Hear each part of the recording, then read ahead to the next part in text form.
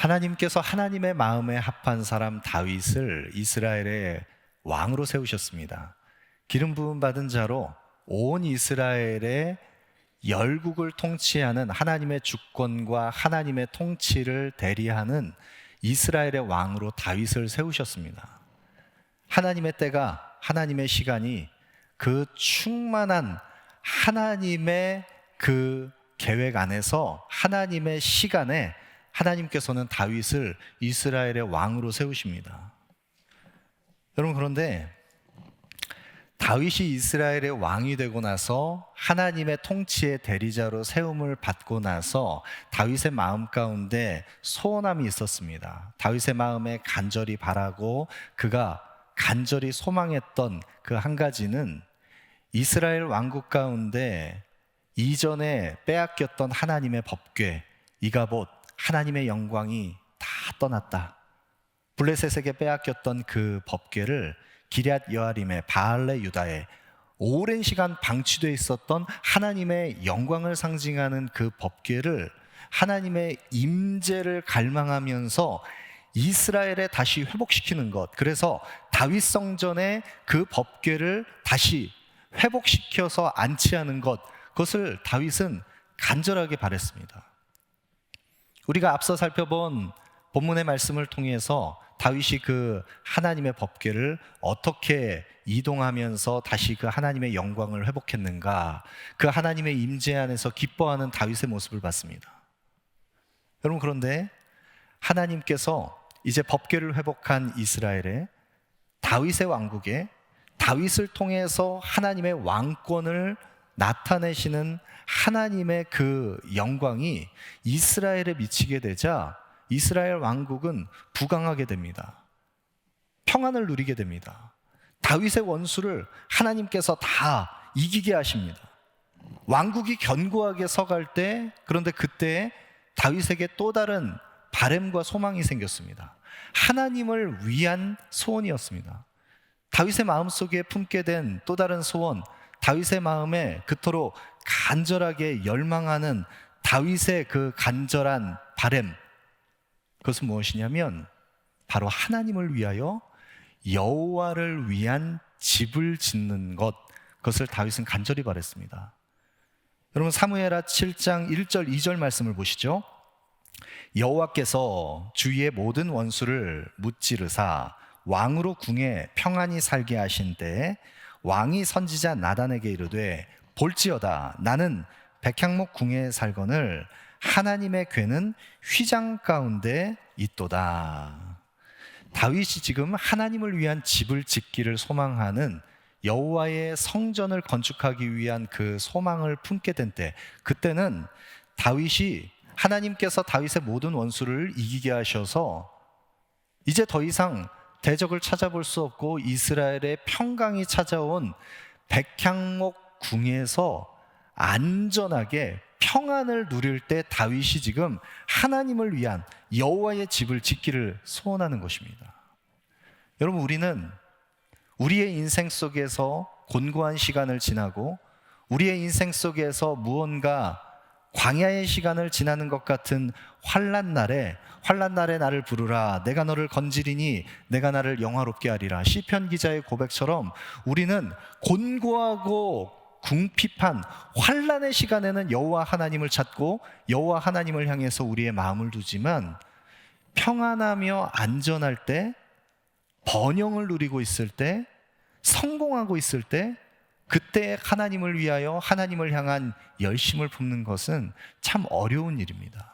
여러분, 그런데 지금 다윗은 그가 광야의 그 연단의 시간을 통과할 때든지 백향목 궁에 거하고 있을 때든지 하나님을 위하여 하나님의 집을 짓기를 소망하는 마음의 중심의 갈망을 갖고 있는 것입니다. 여러분, 이것이 얼마나 어려운 일인지 우리는 잘 압니다. 여러분, 고난의 시간을 통과하면 우리는 광야의 연단의 시간을 지나갈 때 하나님을 간절히 찾다가, 그렇게 간절히 하나님을 찾는 우리가 가난하고 애통한 마음으로 하나님을 향한 그 마음의 눈이 열려서 하나님을 인식하는 그 마음의 결이 부드러운 마음으로 변했다가 조금만 그 연단의 시간이 감해지고 지나가게 되면 우리의 마음은 금세 굳어져서, 딱딱하게 굳어져서 하나님을 지각하는 그 마음의 부드러움이 다 산성화돼 버립니다. 그것이 우리의 연약함이라는 것을 우리는 누구보다도 잘 알고 있습니다. 여러분, 그런데 지금 다윗은 그가 광야의 시간을 지날 때나 백향목 궁에 안전하게 거할 때나 하나님을 위한 열심을 가지고 여호와를 위한 집을 짓기를 소망하는 것입니다. 오히려 내가 백향목 궁에 안전하게 거하면서 평안을 누리고 있는 이것이 여호와의 법궤는 성소의 그 휘장 안에 마치 백향목 궁에 거하고 있는 자신과 비교했을 때 초라하게 안치되어 있는 것 같은 송구스러움이 다윗의 마음속에 있었던 것입니다. 그럼 하나님의 사람의, 하나님 마음에 합한 사람의 그 중심의 태도를 볼 수 있습니다. 하나님을 향한 그 마음, 하나님을 향한 그 일양한, 그 가난하고 갈급한 다윗의 마음 심령이 그가 백향목 궁에 거할 때에도 여호와를 위한 여호와의 집 짓기를 그가 갈망하고 있는 것입니다. 여러분, 이것을 나단 선지자에게 이야기했을 때 나단 선지자는 다윗에게 하나님께 받은 약속의 말씀을 주십니다. 여러분, 이것을 오늘 사무엘하 7장에 나오는 이 본문의 내용 전반에 걸쳐 있는 하나님께서 다윗에게 주신 약속의 말씀, 이것을 다윗 언약이라고 합니다. 다윗 언약이라는 것은 신학적으로 굉장히 중요한 위치를 차지하고 있습니다. 왜냐하면 이 다윗 언약이라고 하는 것은 여러분, 우리가 성경을 볼 때 성경을 보는 관점, 성경을 우리가 이해하고 해석하는 중요한 창문이 되는 중요한 그 해석의 그 툴이 있는데, 우리는 성경을 그리스도의 구원을 성취하신 그리스도의 십자가와 부활을 중심으로 놓고 구약과 신약, 이 약속의 말씀이 구약에도, 옛 언약에도, 또 신약에도, 새로운 언약에도 그리스도를 통해서 성취되었다라고 하는 구속사적 관점으로 성경을 봅니다. 여러분, 이것이 성경을 해석하는 가장 정확하고 가장 바른 해석의 방법입니다. 여러분, 구속사적 관점으로 성경을 해석할 때 그 중심의 기준이 되는 것은 바로 하나님의 약속입니다. 언약입니다. 하나님의 약속은 창세로부터 하나님을 배반하고 불순종해서 죄악의 자리에 떨어졌던 아담과 하와에게 아담 언약을 통해서 하나님은 이 구원 계획의 그림자를 모형적으로, 부분적으로 나타내 보여주셨고, 아브라함에게도 말씀하셨고, 모세에게도 언약하셨고, 다윗에게도 약속을 주셨고, 그 약속의 말씀이 계속해서 성취되어져 가는 과정을 보여주는 것이 성경의 구속사적 관점입니다. 여러분, 그러할 때 이 아담 언약, 그 언약으로부터 시작된 아브라함에게 주신 언약, 모세에게 주신 언약, 다윗에게 주신 언약, 그리스도에게 성취된 모든 언약의 그 중심에 다윗 언약이 있는데, 이 다윗 언약을 이해하기 위해서는 그 선조들에게 먼저, 열조에게 먼저 주셨던 그 약속의 말씀들을 우리가 이해할 필요가 있습니다. 여러분, 다윗의 언약은 다윗도 미처 다 이해하지 못했던 그 조상들에게, 아브라함과 야곱과 유다로 이어진 선조들에게 오래전부터 약속되었던 그 약속의 말씀이 다시 한번 보증되고 확증된 약속입니다. 여러분, 아브라함에게 주신 약속이 야곱에게 이어졌습니다. 그리고 그 약속은 야곱이 마지막 임종을 앞두고 자신의 12아들들에게 아들 한 명 한 명씩 축복할 때 그 야곱을 통해서 이어질 하나님의 그 은혜의 복이, 그 축복이, 그 장자의 복이 아들들을 축복할 때 야곱을 통해서 장자에게 주어지는 족장의 축복을 첫째인 루벤에게 약속하지 않습니다. 루벤의 죄악으로 인해서 그 축복은 첫째에게서 감해지고 지나갑니다. 그리고 둘째와 셋째인 시므온과 레위도 그 약속에서 제외됩니다. 오히려 넷째인 유다에게 축복이 돌아가는데, 야곱의 축복의 내용을 보면 야곱이 유다를 가리켜서 유다를 사자로 칭하는 것을 볼 수 있습니다. 유다를 사자로 칭하는 이 칭호는 약속된 메시아를 의미하는 상징과 같습니다. 창세기 49장 8절부터 보시면, 유다야, 너는 내 형제의 찬송이 될지라. 내 손이 내 원수의 목을 잡을 것이요 내 아버지의 아들들이 내 앞에서 절하리로다. 유다는 사자 새끼로다. 내 아들아, 너는 움킨 것을 찢고 올라갔도다. 그가 엎드리고 웅크림이 숫사자 같고 암사자 같으니 누가 그를 범할 수 있으랴. 규가 유다를 떠나지 아니하며 통치자의 지팡이가 그 발 사이에서 떠나지 아니할 것이다. 여러분, 유다를 사자로 지칭하면서 유다의 가문에, 유다의 족속에 왕권을 상징하는 왕의 손에 들려있는 지팡이인 규가 유다에게서 떠나지 않을 것이다. 이것이 야곱을 통해서 약속된, 유다에게 약속된 언약이었습니다. 여러분, 규가 유다 족속에게 떠나지 않을 것이다 라고 하는 이 왕권의 약속이 유다 지파, 유다의 후손으로 이스라엘을 통치하고 다스리는 다윗에게 임했습니다. 다윗의 언약이 계속해서 그 열조에게 약속하신 그 언약을 거듭 보증하고 확증하는 언약이라는 것을 우리는 확인할 수 있습니다. 여러분, 다윗은 하나님을 위한 집을 짓기를 소망했습니다. 이것을 선지자 나단도 좋게 여겼습니다. 그래서 왕이 마음에 원하는 대로 마음에 있는 모든 것을 행하소서. 나단은 다윗의 이 소망, 그것이 하나님을 기쁘시게 할 수 있는 소망이라고 생각했습니다. 여러분, 그런데 그 밤에 하나님께서 나단 선지자에게 임하십니다. 말씀을 주십니다. 사무엘하 7장 전반부에 보시면 오늘 우리가 중점적으로 살펴보고 있는 이 다윗 언약 이전에 앞선 하나님의 임한 말씀을 보면, 내가 이스라엘과 함께할 때 내가 집에 거한 적이 있느냐? 나는 너희와 함께 광야에서, 그 장막에서 어디를 가든지 그 거처에서 광야에서 너희와 함께 동행하면서 너희와 함께 거하였을 때 내가 언제 너희에게 백향목 궁을 지어달라고 한 적이 있느냐?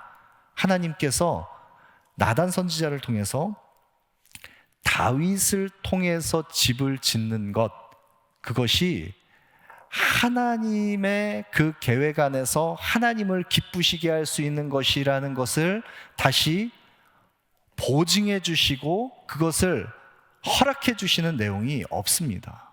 그리고 오히려 하나님께서는 다윗을 향해서 하나님을 위해서 집을 짓고 싶다고 소원하는 다윗을 위해 내가 너를 위한 집을 짓겠다, 다윗을 위한 집을 지어주시겠다고 말씀을 하십니다.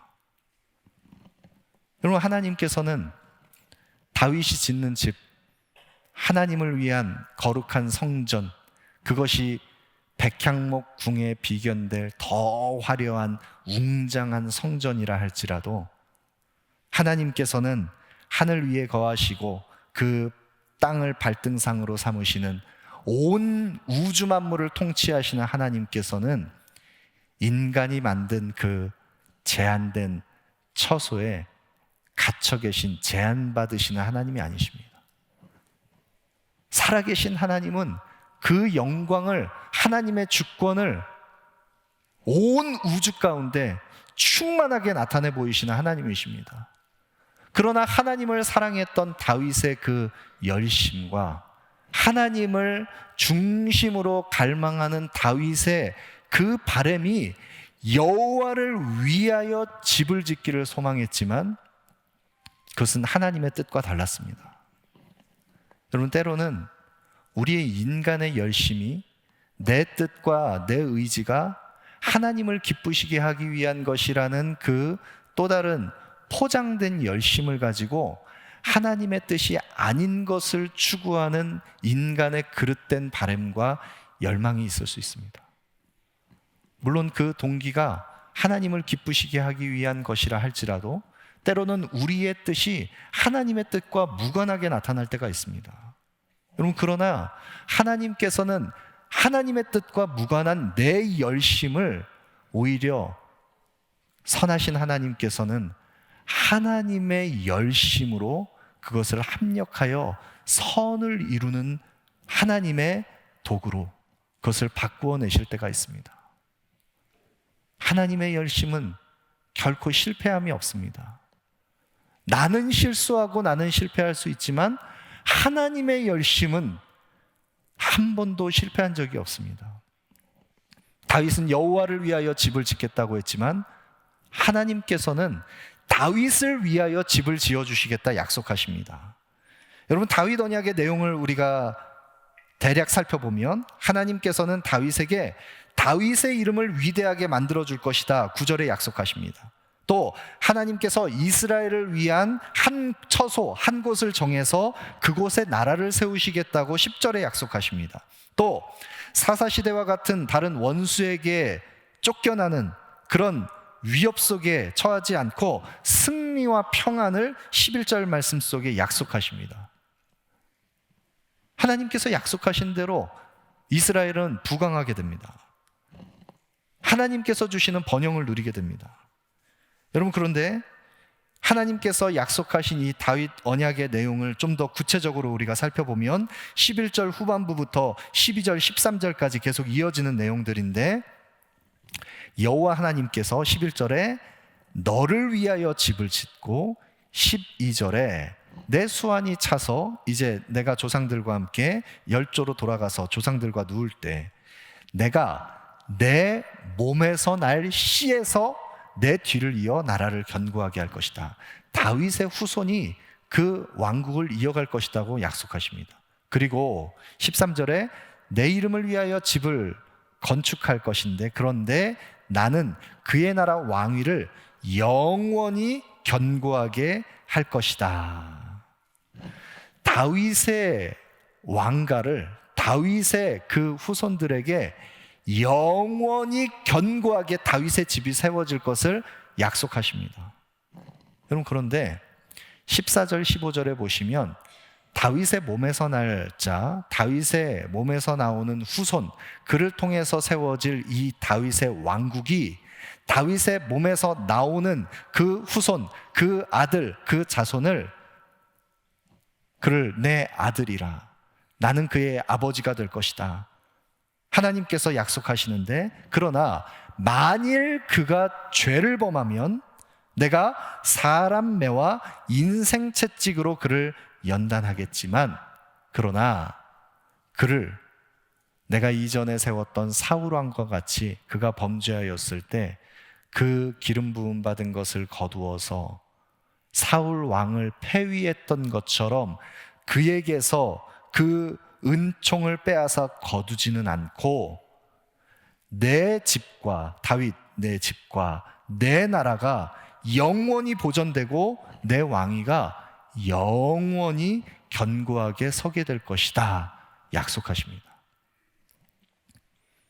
여러분, 그러면 다윗에게 약속된 이 다윗을 위한 집, 다윗의 왕위가 영원할 것, 여러분, 이것은 무엇을 의미하는 것입니까? 여러분, 인간의 역사 속에 인간의 열조, 열왕들의 그 열조가 오랜 시간 그 왕국의 부강함을 지속해서 이어간 것, 세기가 바뀌고 그 왕조가 이어지는 그 역사들을 추적해보면 고대 근동에서 가장 오랜 왕조를 지속했던 파라오 왕조, 그것이 250여 년 정도 지속됐습니다. 여러분, 그리고 다윗 이후에 솔로몬이 세워지고 솔로몬이 죽고 아들 르호보암이 통치할 때 르호보암과 여로보암으로 나눠져서 르호보암을 통해서 남유다 왕국이 세워지고 여로보암을 통해서 북이스라엘이 분열됐을 때 북이스라엘은 우리가 아는 것처럼 끊임없는 피와 살육의 역사들이 반복되면서 왕조가 계속 전복됩니다. 이 북이스라엘 왕조에서 가장 오래 지속된 왕조가 100여 년 정도밖에 안 됩니다. 그런데 남유다 왕조는, 다윗의 왕조는 솔로몬 이후에 르호보암과 이어지는 열조의 왕조가 400여 년 동안 지속됩니다. 여러분, 그러나 400여 년 동안 지속된 남유다 왕조라 할지라도 그 왕조가 영구히, 지금 이 다윗 언약처럼 영구히 존속돼서 그 왕위를 이어갔습니까? 그렇지 않다는 것을 우리는 잘 알고 있습니다. 남유다 왕조는 바벨론에게 멸망당했습니다. 여러분, 그런데 그러면 다윗에게 약속하신 이 다윗 언약은 무엇을 의미하는 것입니까? 다윗이 이 약속의 말씀을 받고 자기의 몸에서 날 내 몸에서 날 그 자손을 통해서 영원히 견고하게 이 왕위를 세워가게 하실 것이라고 한 것을 자신의 혈통적인 왕위로 그가 이해했겠습니까? 여러분, 다윗이 지은 시편 2편을 보면 구약 성경을 통해서는 시편 2편이 이 메시아 시편이라고 하는 시편 2편이 다윗이 지었다는 것을 확인할 수 없습니다. 그런데 우리가 사도행전 4장에 보면 사도행전 4장 25절에 베드로가 이 시편 2편을 인용하면서 설교를 할 때 베드로가 이렇게 이야기합니다.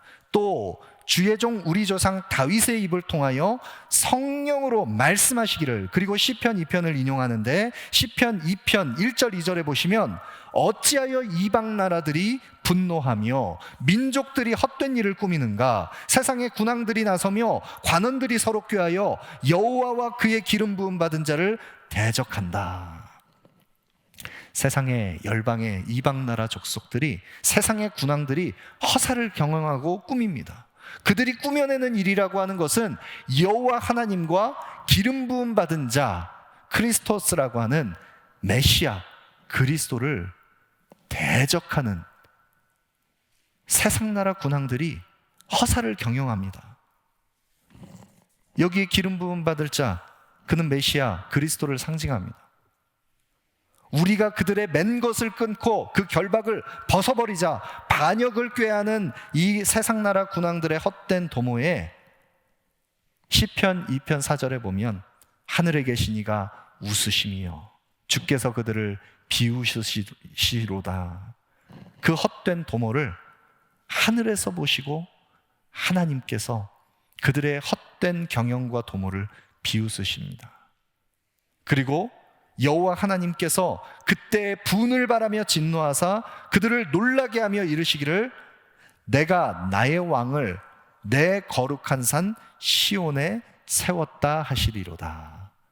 거룩한 산 시온에 하나님께서 세우시는 왕이 있는데 그는 누구냐면 시편 2편 7절 8절 말씀에 너는 내 아들이라.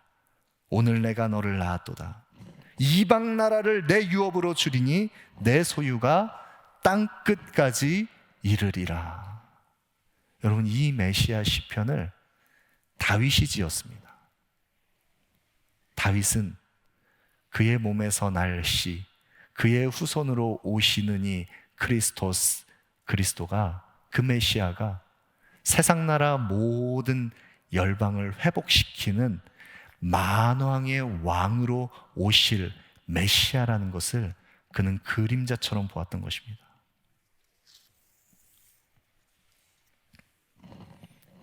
역사 속에서 다윗의 왕조는 사라졌습니다. BC 586년에 남유다는 바벨론에 의해서 멸망됐습니다. 역사 속에서 이제 더 이상 다윗의 왕가의 그 영광을 찾아볼 수 없는 그 종결이, 그 끝이, 모든 것이 다 종결됐을 때, 그때 아모스 선지자는 아모스 9장 11절에 그날에 내가 다윗의 무너진 장막을 일으키고 그것들의 틈을 막으며 그 허물어진 것을 일으켜서 옛적과 같이 세울 것이다. 다윗의 장막이 다시 일어서게 될 것을 예언합니다. 여러분, 이 다시 세워진 다윗의 장막, 다윗의 왕조가 다시 서게 되는 이 영광, 어떻게 성취되게 됩니까? 거룩한 새 성전으로 이 땅에 오신 그리스도께서 자기 육체를 허무시고 십자가를 지시고 부활하셔서 이제 그리스도를 주로 고백하는 모든 하나님의 언약 백성들에게 함께 임하셔서 그 영광을 임하셔서 거룩한 성전 삼으시며 교회를 통해서 회복되는 하나님의 영광, 하나님의 나라, 다윗의 후손으로 오시는 이 그리스도를 통해서 하나님의 나라가, 영원히 흔들리지 않는 하나님의 나라가 견고하게 서게 됩니다. 여러분, 이 구원의 성취가 저와 여러분, 교회로 부름받은 우리를 통해서 지금도 이루어지고 있습니다. 여러분, 그래서 하나님의 나라는 결코 멈추지 않습니다. 교회로 부름받은 우리를 통해서 지금도 성취해 가시는 하나님의 영광을 나타내는 하나님 나라의 그 회복의 역사는 하나님의 열심을 따라서 지금도 이루어지고 있습니다. 우리가 흔들리지 않는 나라를 받았은즉 은혜를 받자. 이로 말미암아 경건함과 두려움으로 하나님을 기쁘게 섬길지니. 히브리서 기자가 고백하는 것처럼 온 천지 만물이 흔들리고 모든 것이, 땅의 모든 것이 풀어 없어져 마지막 소멸하는 불로 오시는 하나님께서 심판의 주, 재림의 주로 오실 때 모든 세상 나라 열방이 다 사라져도 우리가 흔들리지 않는 나라를 받았은즉, 변동치 않는 하나님의 나라를 받은 우리 안에서, 교회로 부름받은 우리 안에서 하나님의 나라는 영원히 견고하게 설 것입니다. 로마서 5장 21절에 이는 죄가 사망 안에서 왕노릇한 것 같이 은혜도 또한 의로 말미암아 왕노릇하여 우리 주 예수 그리스도로 말미암아 영생에 이르게 하려 함이라. 죄와 사망 권세 아래 갇혀서 종노릇하던 우리를 그의 아들의 사랑의 나라로 옮기시고 이제는 죄와 사망이 왕노릇하는 그 어두운 곳에서 우리를 흑암의 권세 아래에서 그의 아들의 사랑의 나라로, 빛의 나라로, 거룩한 생명으로 우리를 옮기셔서 이제는 은혜가 통치하는 하나님의 나라에 속한 언약 백성으로 저와 여러분 우리를 부르셨습니다. 여러분, 그래서 우리의 삶은, 성도의 삶은 은혜가 다스리는 삶을 살아가는 것입니다. 우리의 삶에 어떤 고난의 시간이 지나간다 할지라도 하나님은 우리를 은혜 가운데 부르셔서 은혜의 통치 안에 속한 하나님 나라의 언약 백성으로, 영원한 하나님 나라에 속한 하나님의 사람들로 우리를 부르셨습니다. 우리는 여호와를 위하여 집을 짓겠다고 하지만, 그러나 여호와의 열심이, 하나님의 열심이 우리를 위하여 하나님의 나라를 우리를 통해 회복시키시는 그 은혜를 덧입는 자 되게 하셨습니다. 우리가 날마다 이 은혜를 덧입기를 원합니다.